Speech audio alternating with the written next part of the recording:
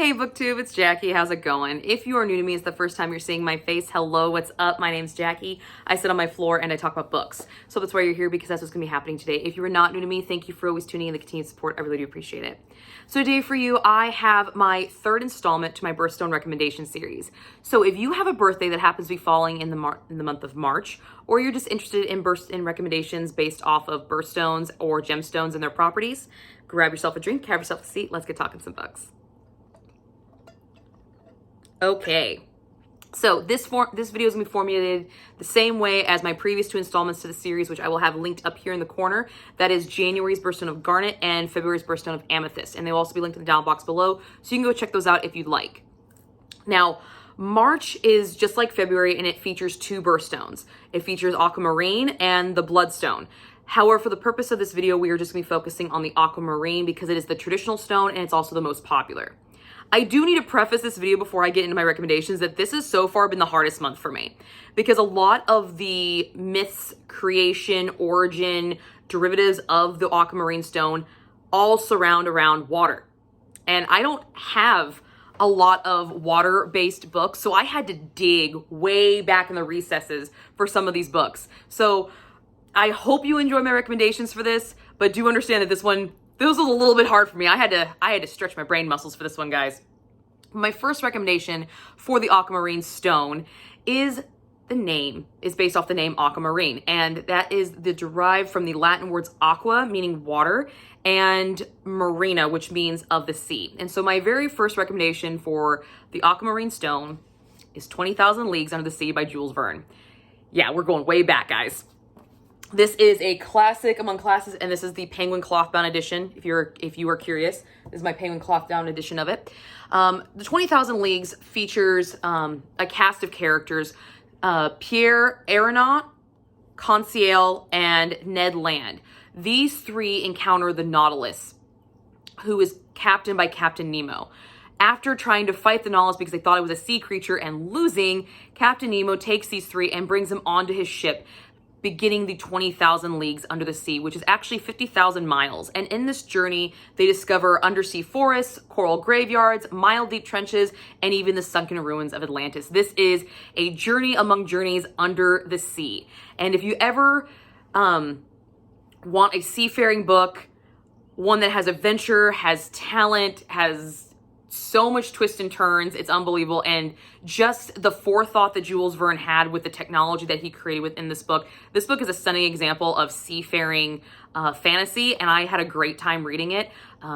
I read this book for the first time when I was a freshman in high school. My dad actually told me to read it because my dad was part of the US Navy. So he's like, hey, you need a sea book? Read this thing. And he handed it to me. And I've been a Jules Verne's fan ever since. I had a very good time with this book, and if you pick it up, I think you guys will too, because it's definitely an adventure worth wanting to take. The next book I have is based off of the color of Aquamarine. Now, as you can see, this color it varies. It can be a very deep blue. It can also be a very turquoisey green, because Aquamarine is a member of the beryl family, and it gets a lot of its color from its trace iron amounts. So depending on the amount of iron that found in that beryl quantity at the time, that's the definition of the blue and the greens you're gonna get.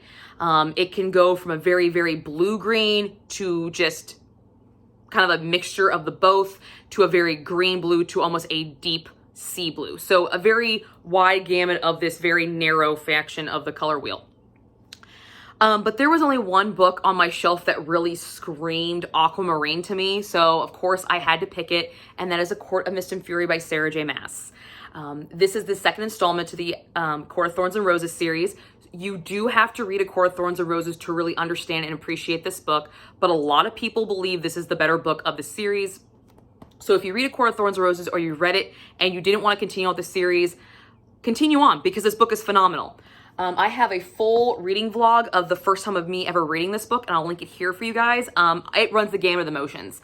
I am crying, I am laughing, I am in awe of the romance, of the story, of the twists and turns in this book. This thing was phenomenal. I had such a good time with this. This was one of my 5-star books of the year in 2022 when I first read it. I had just a grand time with this, and Sarah J. Maas with this book got put in the running for one of my favorite authors of all time. It's what put her up there. Another book is what solidified it, but this is the book that got her there.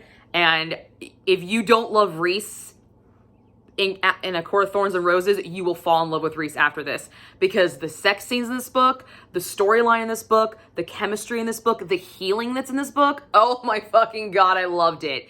It starts off so dark and sad, but by the end, you're just like, I'm fucking numb now. What the fuck am I supposed to do with this? Where does this go from here? I don't know what to do. I don't know. But it's one hell of a ride.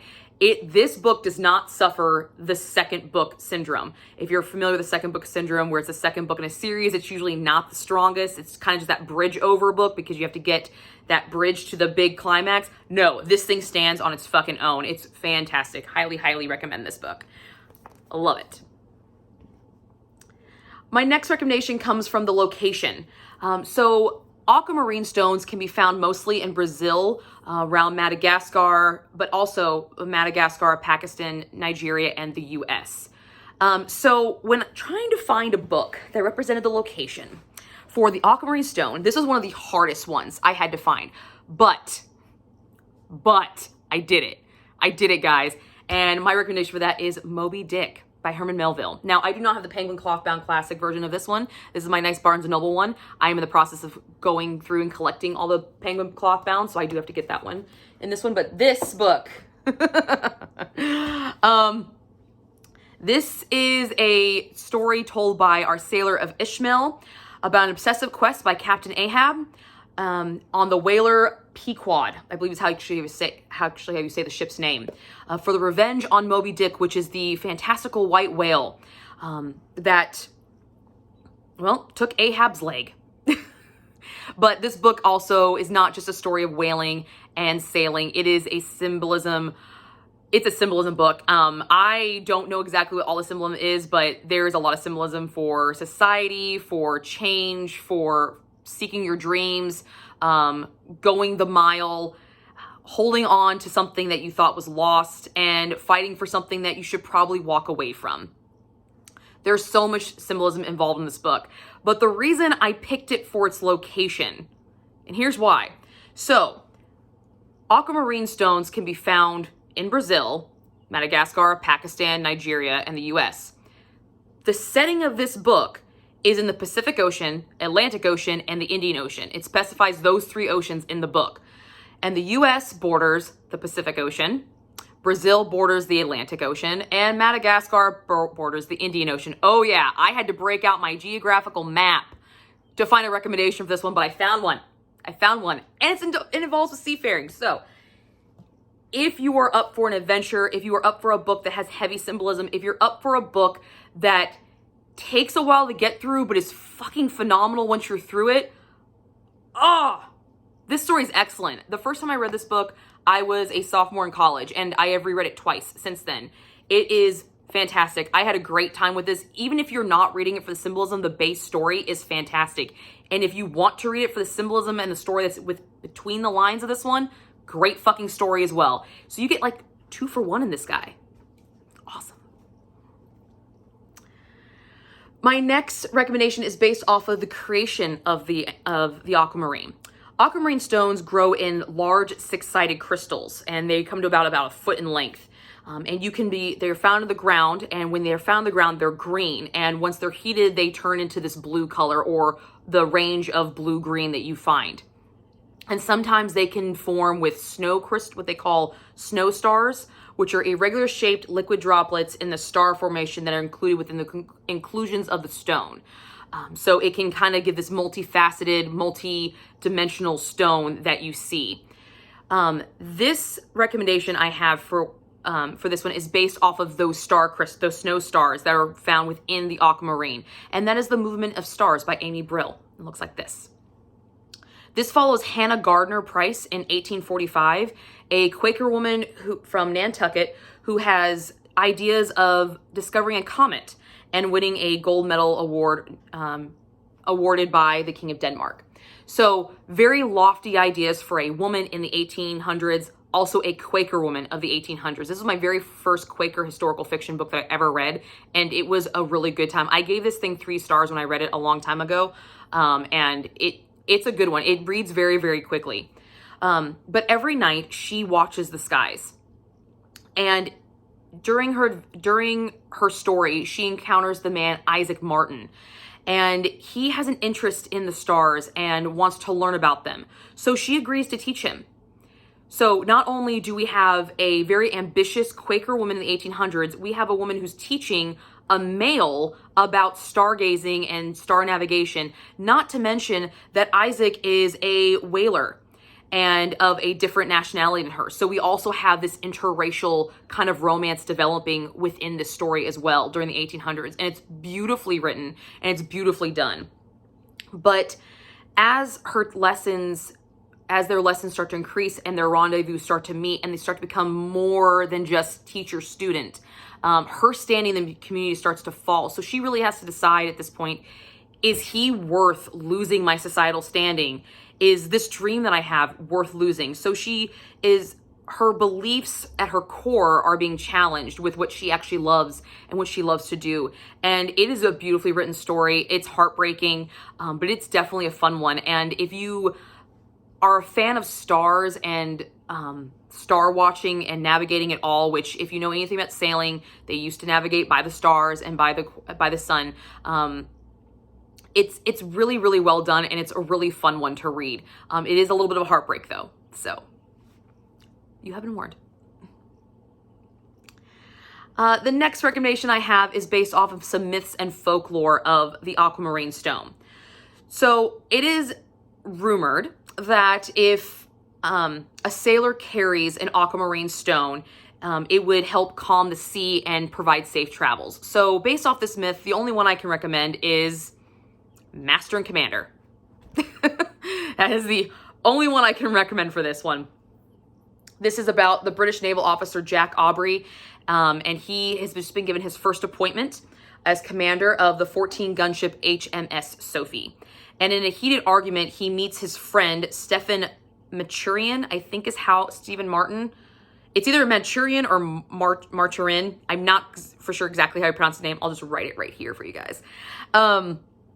And he's a kind of down your luck physician that helps Aubrey out, and he decides to enlist him onto his ship, and he becomes part of the crew as his surgeon. And this is the first installment into a massive seafaring series, and it just starts their adventures. And this is actually the development of the relationship, and there's a few sea adventures on it, but the rest of the series, actually, where the meat of it comes. Now, I read this book last year. It's the first time I ever read it, and I didn't give it the highest score because it wasn't for me.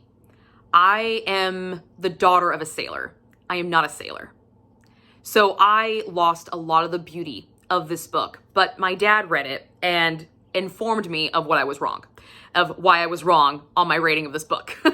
So I definitely wanted to give this one to you guys, because there might be people out there that really enjoy this very heavy, very nautical knowledge of seafaring. There is a lot of actual seafaring mechanics in this. So if you are a sailor, or you're a fan of sailing, or you're a fan of the history of sailing, I think you will really, really enjoy this. But it is a commitment of a series. I think there's like 19 books, something like that. 19. And this installment was turned into a film, but the film starring Russell Crowe as Master and Commander, starring Russell Crowe, encompasses multiple books, not just this one. So just be warned, if you've seen the movie Master and Commander, it is not just this book. It encompasses a lot of other elements from other books as well. The next recommendation I have is based off the myth that if you possessed an aquamarine, not only will it calm the seas, but it also calms the person, and the person can remain very level-headed. People who wear aquamarine or associate with the stone seem to be very level-headed and very calm people. So because of that, I picked Anne Patchett's Bel Canto. I read this book a long time ago, and I have a full review on it, and I will link it here back in the day in 2016 when I originally started this channel. So you can go check that out. Don't judge me for that review. It was in my apartment and my lighting sucks. And I think you can hear the people in my apartment screaming outside the door. So just be warned. But I did do a full book review on this one. I had such a good time with this book. It was beautiful. I remember loving this book. But I picked it for the character of Jen. He is our translator. This book is about, loosely based off of a kidnapping that happened in South Africa in the early 1990s. I want to say 1993, I think, is when it happened. But a famous person was kidnapped along with a room full of people and held hostage. And this is loosely based off of it. So we have Jen, who is a translator, and he can speak multiple languages. And in this room, we have multiple nationalities. We have German, we have Russian, we have Japanese, we have Spanish, we have French. And Jen is the only person for primary most of the book that can actually communicate with all these people, trying to calm them down and trying to get them to understand what's going on and try to prevent any unnecessary deaths. There's also a very poignant musical component to the story because of our lead singer, Roxanne Cross. She's an opera singer who was performing at this birthday party for the, I think he was a Japanese senator, vice president. Yeah, a Japanese vice president. And he's a huge fan of her. So she was invited to his birthday party when the birthday party was held hostage. We do touch on Stockholm Syndrome in the story as well. But Jen himself, he has to remain so calm for most of the book, and he does a fantastic job. So he definitely reminisced with the Aquamarine stone and some of its qualities for me, for sure. And this still, by far, has one of the best first lines I've ever read in a book. One of the best first lines. I still have it tabbed here. When the lights went off, the accompanist kissed her. Maybe he had been turning towards her just before it was completely dark. Maybe it was lifting his hands. There must have been some movement, a gesture, because every person in the living room would only later remember a kiss.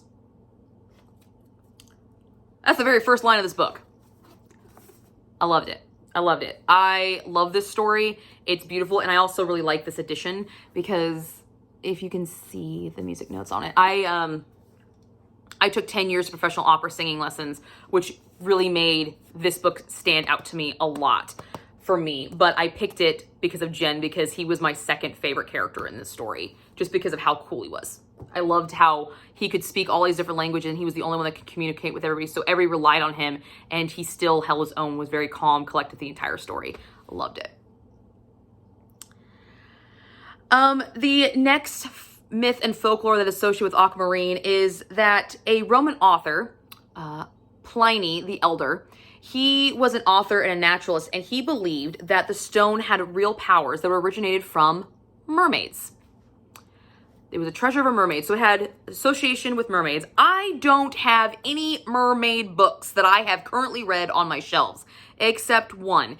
And he's not even in the book that much. He's maybe 10% of the book. And that is Sarah J. Maas's House of Earth and Blood, Crescent City. I do know our mermaid character makes an appearance in the second installment of this, but I have not finished that yet, so I could not, in good conscience, recommend it.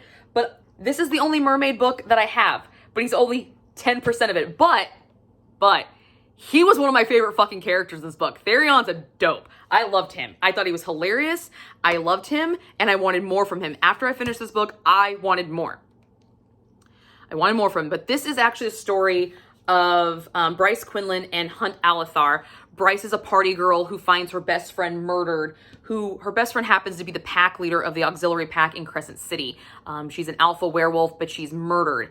And 2 years later, Hunt Alethar is teamed up with her to help solve some more murders that are very reminiscent of hers. And all of these murders are coming back to this one night. And our mermaid character, Therion, happens to be kind of like an informant guy that Hunt introduces her to. And I love him. He's a flirt. He's hilarious. He's there for her when she needs him. And he's dope. Thank you. But he's the only mermaid I know. The next thing about aquamarine stones is that they are believed that they can unearth things that are deep within a person's soul. So it's quite often very popular with mystics and healers. Now, I've already recommended some medical books and healing books, but it's the soul component in this myth that caught my eye. Because I have a book that features souls, and it's not a horror book, but it's the soul of the person that you get attached to. It's not just the storyline and the plot. Yes, will you get attached to the plot? Yes, without a doubt. Will you be pissed off at some of the things that happen in this book? Yes, absolutely. But you will literally become obsessed with the souls of these characters because that's what you see the most, and that's what's focused on, and that is Christina Mariazadis' Haunt, and it looks like this. This book I gave 4 stars to, and I have yet to stop talking about it since I reviewed it, and I have a full book review for it as well. It's right here. I had a great time with the story. We follow Charlotte, who encounters a notorious serial killer, Mac Kinnon, and while they're being chased by a bounty hunter named Levi, along with some other myriad cast of characters. There are so many triggers in this book, so please read the trigger warning page. Yes, I said page. It's a page long, and you see every single one of those in multiple different formats in this book. But the souls in this book, if you look at this cover, okay, Christina took this picture. She actually took this picture, and the whole focus was the eyes, because eyes are the windows to the soul, and you get very hardcore, clear-cut descriptions of pretty much every single character's eyes. So you learn who they really are. You see so many facets of them, so you really feel like you know them on a soul-connecting level. And it's such a fantastic fucking story. It's an epic Victorian Gothic love story. This is the first installment in what is going to be, looks like a 12-book series. And I'm just like, holy fuck, I cannot not talk about this book. I have been obsessed about this book since I read it. I recommend it to everybody. And as soon as I saw that Aquamarine brings out souls, unearthing deep things, you unearth so much in this book, and there's still so much left to unearth. We've only scratched the surface of this story with this. And so we've only scratched the surface of some of these souls, and we've only met a few of them, and there are hundreds of them that we are going to meet, and I cannot fucking wait. This one is one you don't want to miss. My next recommendation is based off of the uses of the Aquamarine. And one of its uses, Roman doctors would use this to treat overeating and ailments such as bloating. This was a really hard one to find a recommendation for, but I really wanted to find one, and I think I did. I chose Beth Harmison's Thin, Rich, Pretty. This is about 3 girls, Holly, Lexi, and Nicola. Holly is a plump artist. Nicola is a very shy plain girl, and Lexi is a rich snob, and they are put together at a summer camp. Holly and Nicola, after a summer of being terrorized by Lexi, team up and pull the ultimate prank. But what they don't realize is that prank is going to have a lasting effect on Lexi. And 20 years later, we get reacquainted with them. Holly is an art gallery owner who is being put down by her bullshit of a boyfriend who says she's too fat and is continuously struggling with her weight. Nicola is a famous actress, but she just doesn't think she's pretty enough, and she thinks if she has this one next plastic surgery, she'll be perfect. She's striving for physical perfection and never seeming to attain it. And Lexi is no longer the rich girl. She is broke and down on her luck and just needs a break. All 3 of these characters will do whatever they need to do to get where they need to be. And through this story, you learn about what it is to be you. When I read this book, I am a plus size girl, okay? I'm a plus size girl, and I own that. Do I wish I was thinner? Yeah. Do I wish I had bigger lips? Yes. Do I wish I had a more angular face and not so round of a face? Yes. Do I wish I didn't have all my freckles? Yes. Are there faults about me that I see? Yes. But when I read this book, it made me value who I was and what I look like and what I can contribute and my talents and my gifts. And it's just the events through the story. It's almost like healing not the actual ailment itself, but the image that you have. I had a great fucking time with this book. I recommend reading this book if you have body issues or anything like that, just to help alleviate some of that, because it makes you look at yourself in a different light and appreciate who you are as a person. and the beautiful person that you are the way that you were created. Everybody wants to change something about themselves, but sometimes does it really need to be changed? And this is what this book really teaches you. So, and I also just love Beth Harbison's writing. She's a fantastic writer. Hands down, she's amazing. My next recommendation, Aquamarine, is actually the celebratory stone for the 19th wedding anniversary. So based off of that recommendation, or based off of that use, I chose Redeeming Love by Francine Rivers. This is one of my favorite love stories I've ever read. I've reread this thing multiple times, and I don't own a copy of it, but I should, because the last time I owned one, I lent it out to somebody, and I never got it back. Not bitter about it at all. Yeah. But this is set in the 1850s gold rush, and we follow Angel, who's a prostitute, and she has only known hate.